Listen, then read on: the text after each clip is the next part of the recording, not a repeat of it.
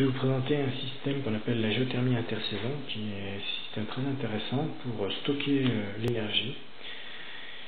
La géothermie classique, ce sont des tuyaux que l'on enfouit par exemple à 1 mètre de profondeur sur son terrain pour pouvoir récupérer la chaleur du sol.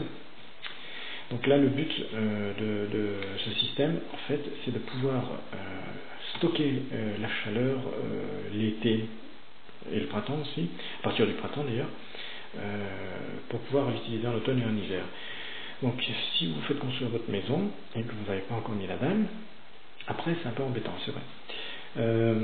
Vous mettez à 1 mètre de profondeur, ou plus, c'est encore mieux, mais bon, il faut pouvoir le faire après. Vous mettez des tuyaux PER dans l'orgaine, vous en mettez autant de longueur que vous voulez. Moi j'en ai mis 8, mais bon, après il faut calculer combien il en faudrait pour pouvoir stocker un maximum d'énergie. Vous les mettez donc à 1 mètre de profondeur, vous mettez votre dalle, après vous mettez un polystyrène, les fondations doivent être isolées également, moi j'ai mis 11 cm, ça coûte pas très cher si on le fait soi-même.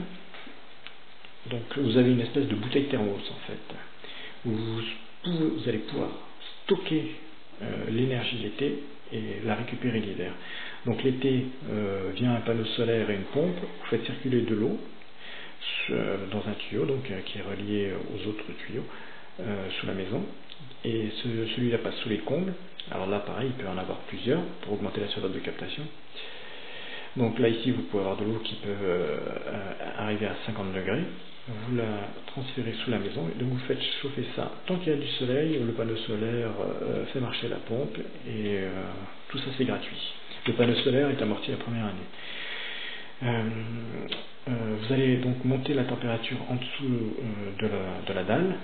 Bon, il faut savoir qu'on va pas monter à 60 degrés, non, c'est impossible, mais si vous montez à 25 ou 30 degrés, vous allez déjà pouvoir récupérer plusieurs mégawatts, je le dis bien, d'énergie, donc ce qui est quand même assez intéressant, parce que c'est un système extrêmement efficace. L'eau peut stocker énormément d'énergie et chaque jour vous pouvez stocker plusieurs dizaines de kilowattheures. C'est quand même intéressant.